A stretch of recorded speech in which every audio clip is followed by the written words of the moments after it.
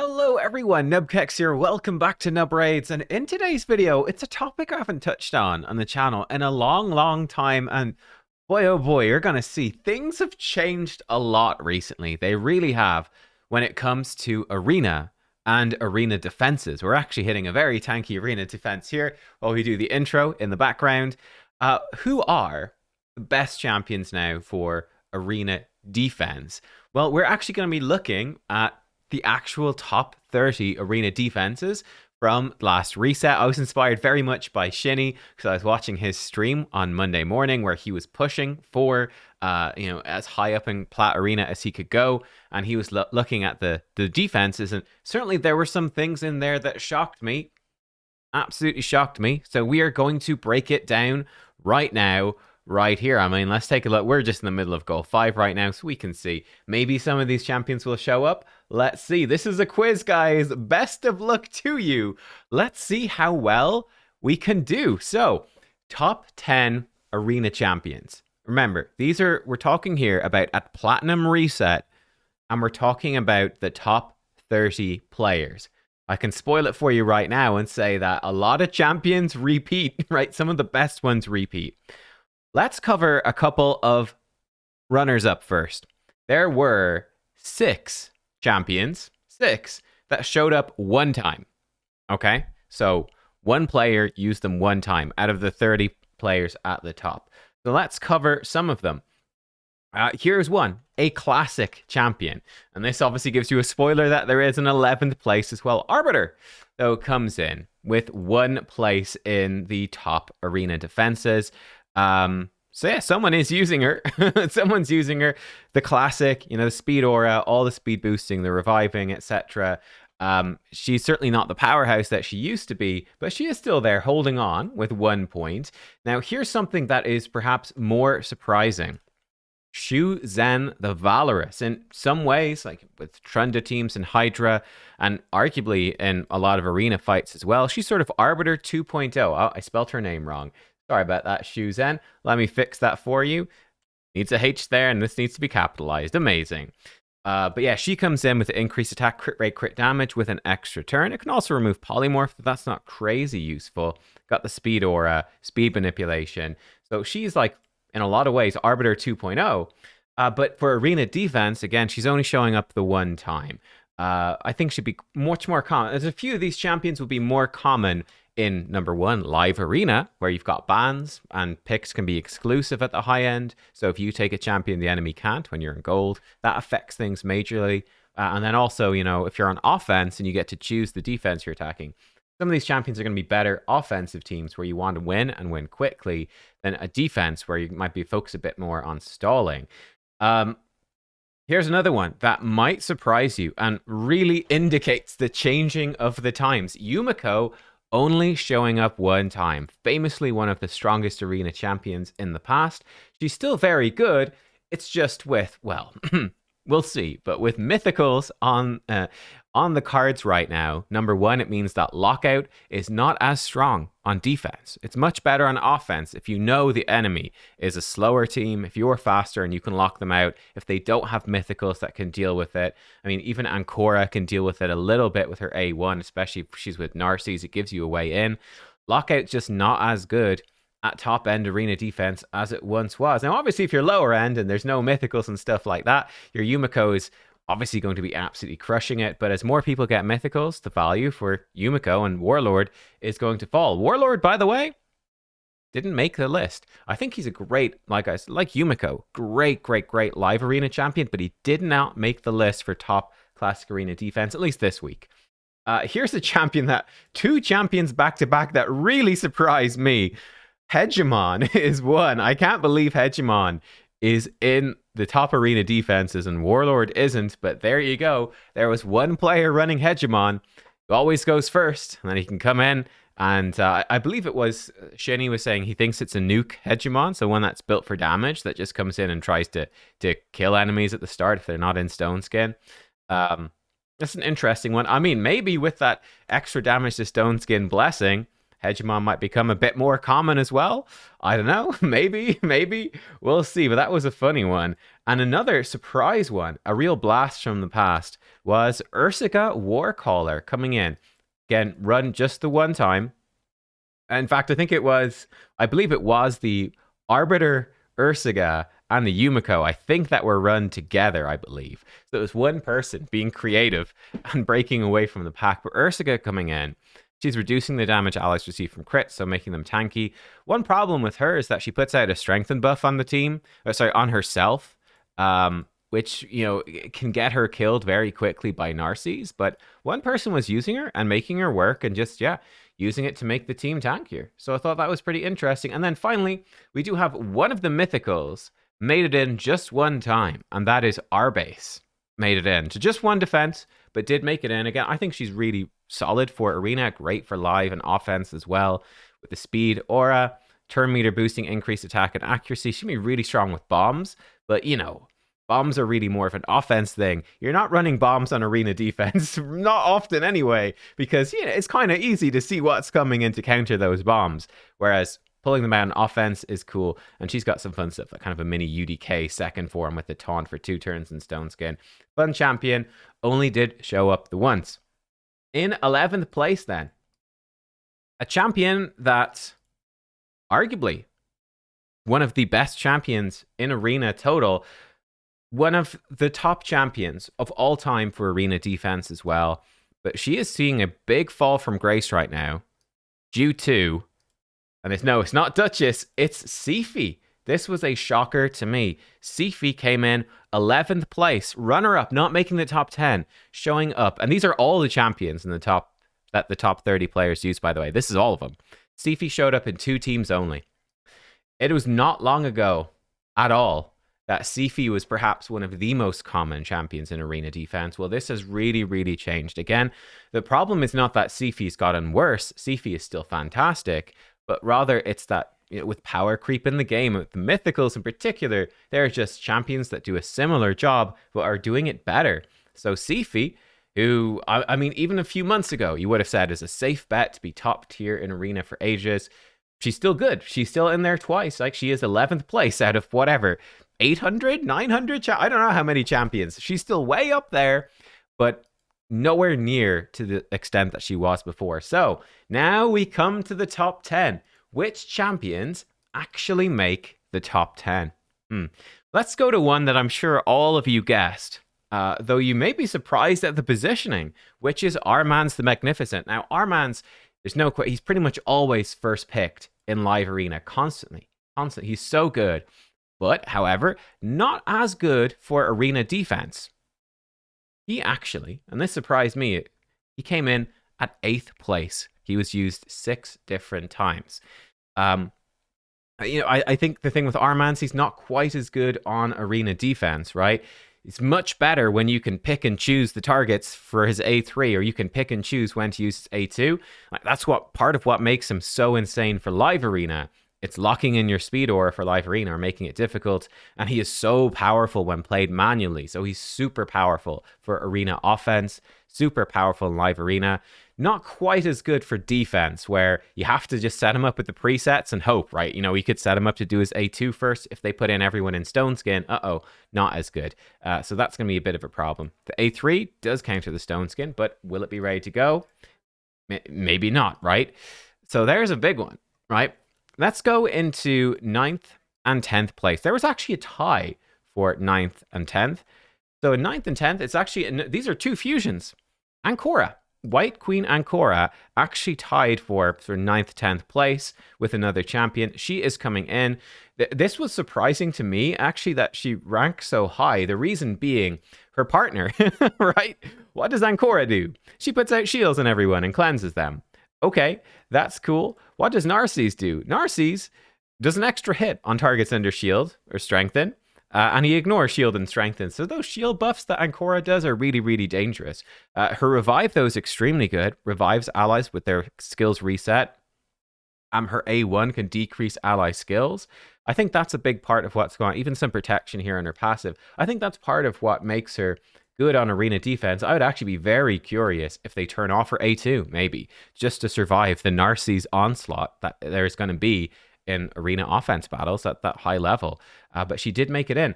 Another one that might surprise you. You might have been thinking that he would be one of the absolute top ones. He's certainly super good, but not showing up in too many of the defenses was actually Hierophant Lazarius, a champion that I do have. He came, though, joined 9th and 10th with only 4 showings. I expect he's probably going to become more common, right, as one of the relatively newer-ish mythical. You probably need some good stuff to combo with him. But yeah, he comes in. He's got obviously a lot of great supportive moves in his first form, including a revive on his passive, a nice speed aura. In his second form, then, he is a powerful nuker. And if he kills someone, he locks them out. Again, I think he's probably better on offense and in live arena than he is on arena defense, but he's still really, really strong. Again, he's joined for 9th or 10th here. But I guess it's a bit awkward.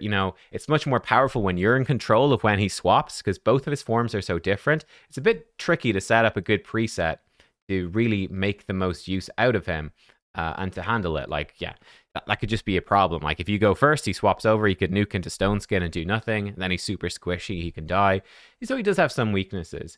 Next up then, in 7th place, he is a monster of a champion. And again, surprising enough that he's showing up so high on arena defense. Part of it is possibly because he's just going to be an insane gear, because he is so strong in offense that the gear on him is just going to be crazy good. And I guess that counts for a lot. But it's actually White King Narcisse, who was a guaranteed champion for Void Shards. So if that's not motivation to save your Void Shards, then I don't know what is, right? But Narcisse comes in. Again, I think why I'm surprised that he is ranked up so highly. Yes, he's super tanky, but he only does this extra hit if targets are under shield or strengthen. So for an arena defense team, you can put in a team to fight him that has no shield, has no strengthen, and like Narcisse, his A2 is half the power. It's half the power of what it would otherwise be. It's still strong, still good, but it's not as good. So yeah, I was genuinely a little bit surprised by that one, that he would be showing up so much. But there you go. He is showing up a really decent chunk. And you've got to assume people are not putting in shields against him, right? You're going in. You're not using bolster. You're not using shield champions.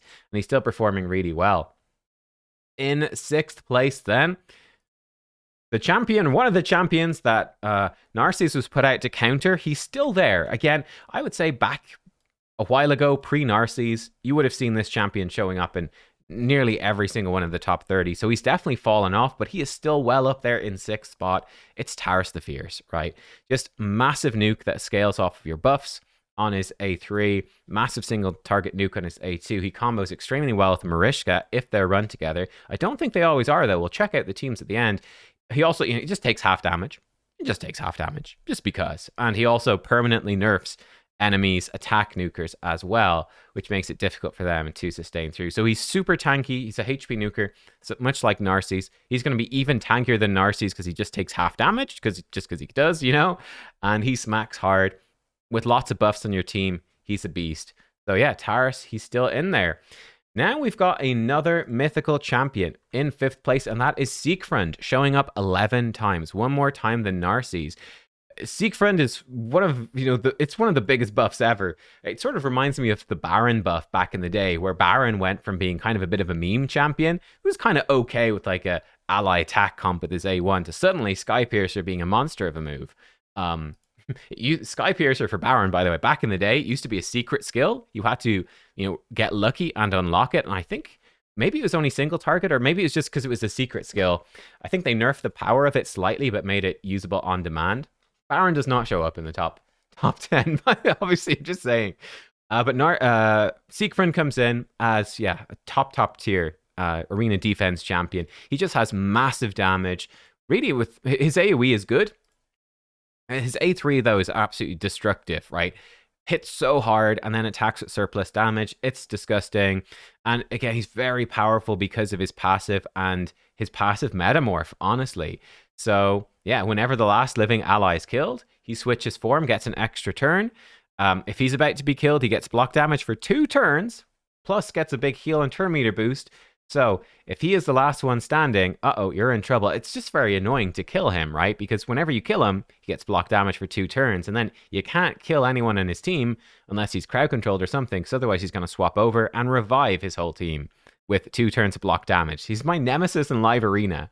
I still need to work out my way around his passive. I've only fought him a few times, and I've messed it up a couple of times. I mean, like face palming, going, "Oh no, I did his passives wrong, and now he's swapped over. He's revived everyone, and we're destroyed." But yeah, Siegfried, he is showing up very consistently at the top of live arena not live arena, of classic defense here.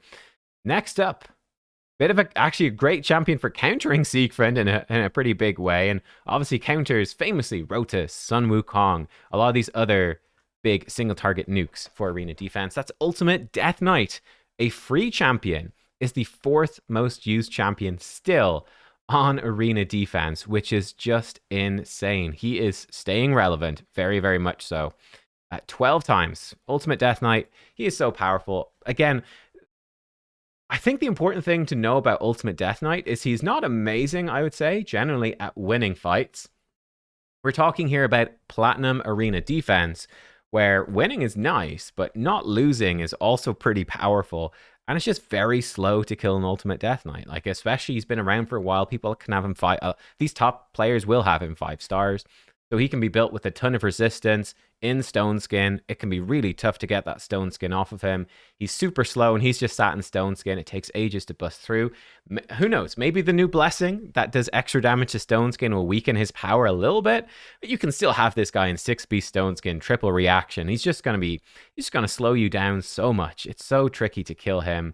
And yeah, he's slow. He's redirecting all single target hits to himself. He's sitting in Stone Skin. Arena defense monster. Such a pain. Then we come to the top 3, the 3 top dogs. Who do you think are the top 3? Well, we take a big jump up next with 16 showings out of 30. So over half of the players are using him. Probably more aren't using him because they simply don't have him. But this is crazy. A relatively new champion, Star Sage Galathir.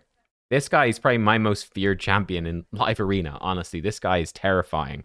But yeah, relatively new mythic, and he is the 3rd most used champion in the game for top level arena defense. What does this guy do? Why is he so strong? Well, I mean, number one, you can see his base stats, right? Crazy high speed. By stacking resistance, he gets damage reduction. He's got crazy defensive stats as well, so he's super tanky. He's got a cheat death mechanic. He has a team revive.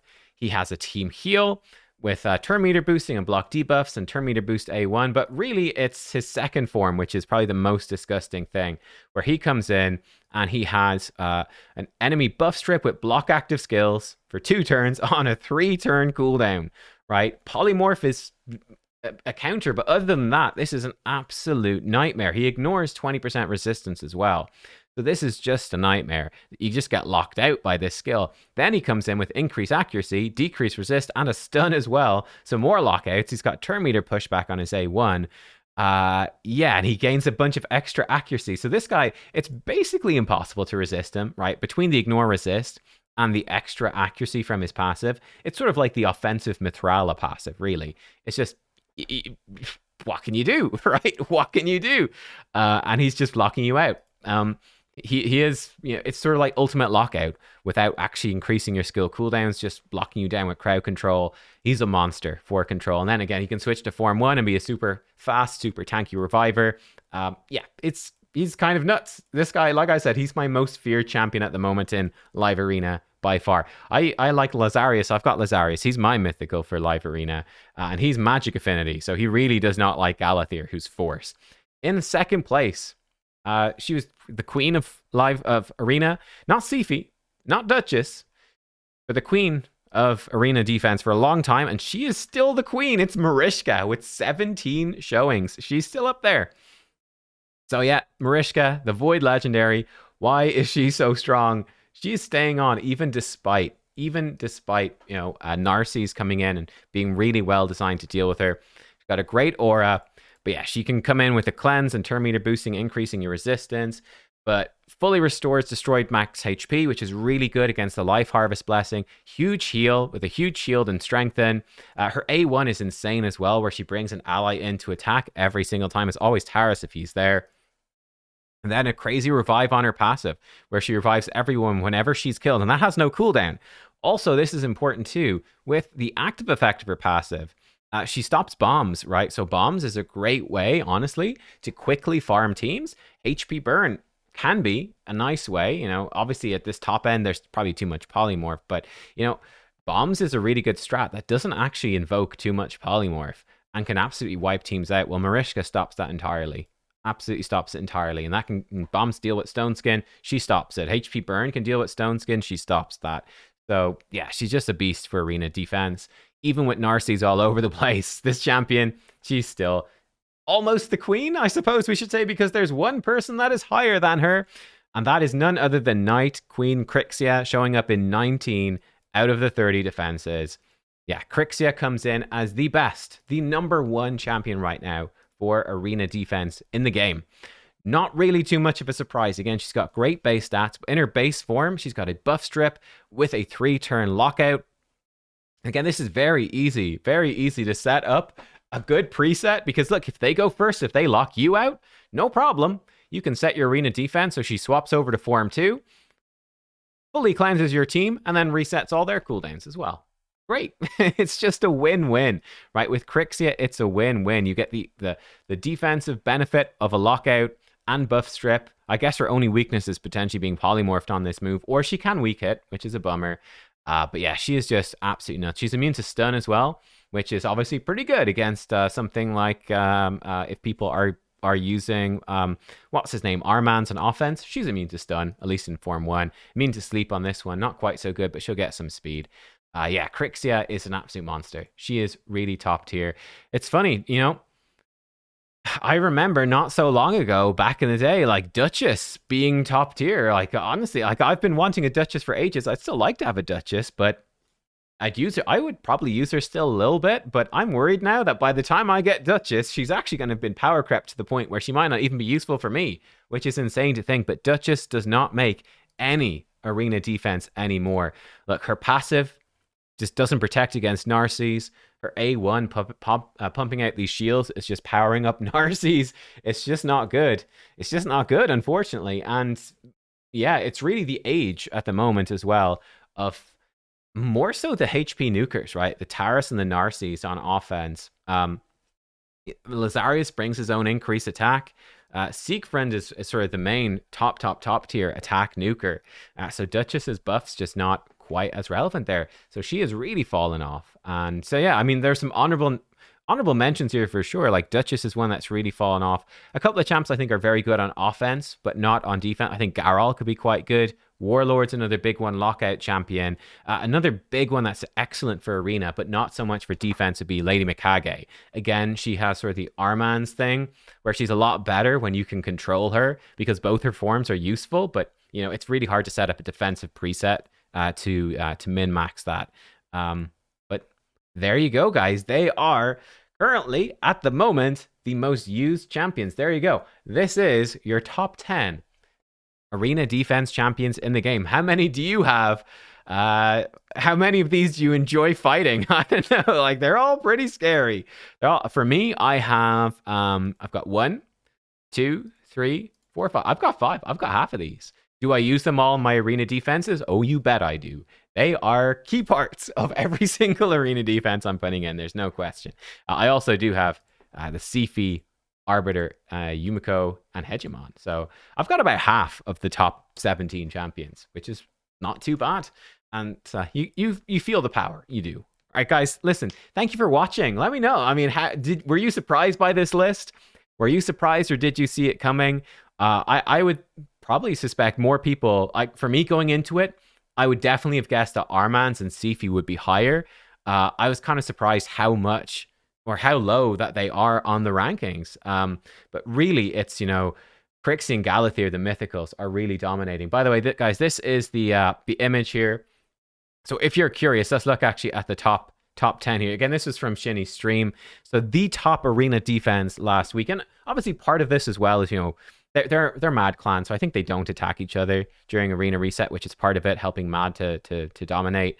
And obviously their offenses play a role in this too, so you're getting points from offense. But the top one you can see is Taras Marishka with Galathir Crixia, right? The old duo. You can see Armans does make it in, a +4 6-star Armans, no less, to the second place defense, which is Armans with Marishka, a Siegfried, and a Crixia. We actually do have Shuzen, even though she only showed up the once, it was in the third place team, right? Alongside Galathir Crixia. We've got Lazarius showing up in team 4. And actually, team 5, we've got 4 mythicals. It's Galathir, Crixia, Lazarius, and Siegfried. They're all there. So, yeah, there you go. It's a fun time, guys. It's a whole different era of the game. This was the fun team. Where is the fun team? Oh, no, sorry. This team over here had the Ursaga and the Yumiko. That was a bit of a fun mix. We had one Arbiter team alongside Armans and Lazarius. Our base alongside other top tier champions. Hegemon was over here alongside Narses. So many names. Crixia and Armans. So yeah, there was some fun stuff mixed in. Anyway, there you go. Hopefully this was interesting. Thank you to Unblocking Him. Thank you to Shinny for inspiring this video with his stream. And yeah, I'll see y'all next time. Goodbye.